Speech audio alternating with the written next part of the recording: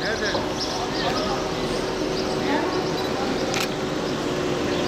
Demeç de sen ver ya. Ne? Bir demeç de sen ver abilere. Nasıl? Röportaj ver. Yok rahat mı?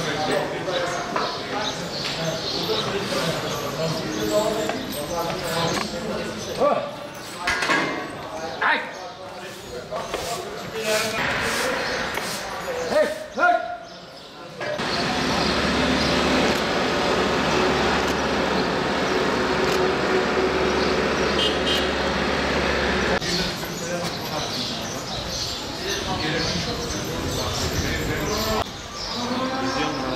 Ya şeyleri kontrol ediyoruz. Pasaportlara başladık ufaktan. İsterim ben. Getirirler. Pazartesi mi? Sevkili yaptığından anlayacağız. Tamam yaptım. Kolay gelsin.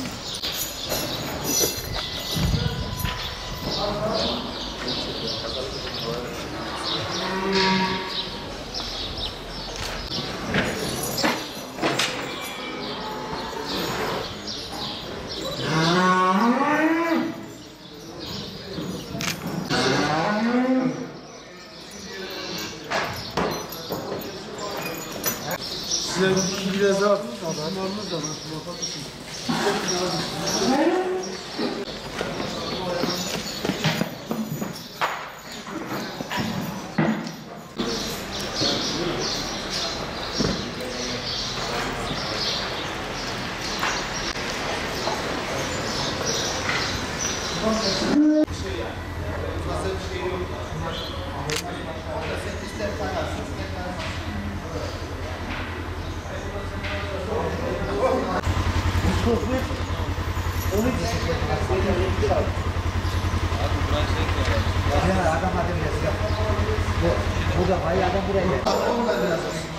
Ama öyle fazla da bir şey değil yani.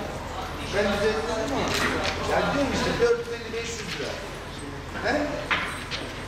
Yani tabii ki de onlar parası olarak satın. Ekstra olarak da. 825 980. Tamam. Tamam.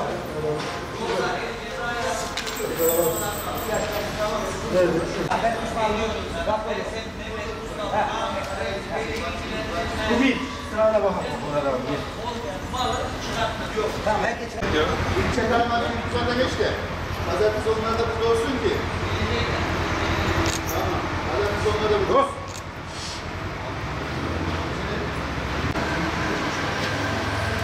Bunları kaldırıyorsun. Bak ben de sana Rapor var da. ben sana bak söylüyorum. Ya pasaportlar getir. Pazartesi ya da müddet. Pazartesi ya da bir emanet tut. Al götür. Pazartesine ele koyduğum zaman bayram sonları vermezler kaydını. Emin ol vermezler. Tamam mı?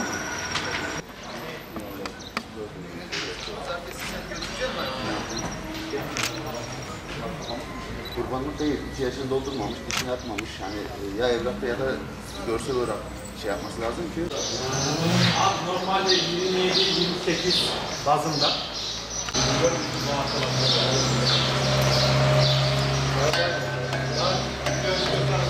Yollarımız da var abi.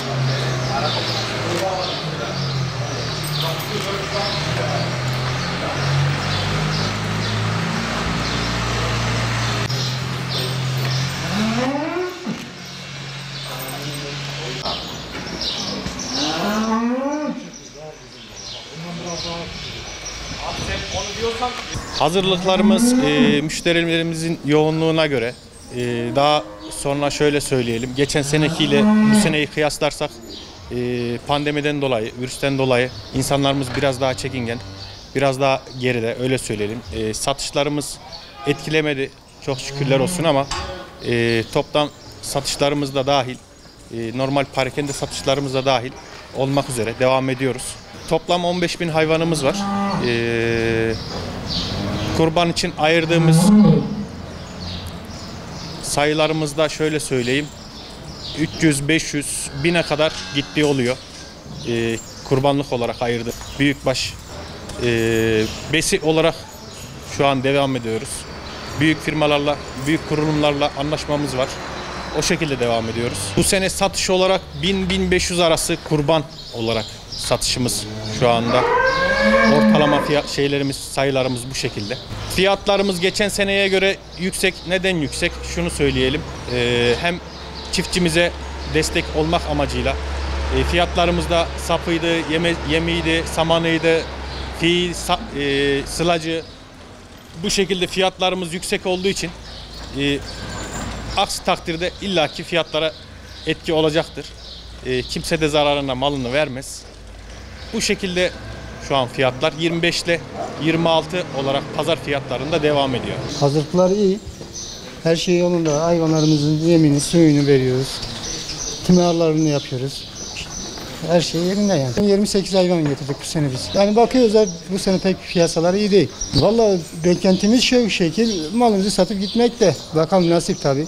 Vallahi fiyatlar bizim 12'ye, 11'e, 10'a çektiğimiz, verdiğimiz mallar var. Kilo 500'den başlıyor, 350'ye kadar var bizde. Canlı. Yani kilo belediyenin belirlediği reş 26 canlı ağırlığı. Millette 23, 24, 25 isteyen var tabii. Çadıra malımızı getirdik. 51 tane malımız var. Nasip olursa bu sene 31 Temmuz Kurban Bayramı'nın hepsini satmayı düşünüyoruz. Öncelikle Allah razı olsun yapanlardan. Belediyemiz çok güzel bir tesis yaptı. Biz araştırmalarımıza göre Türkiye'nin en iyi tesisi burası.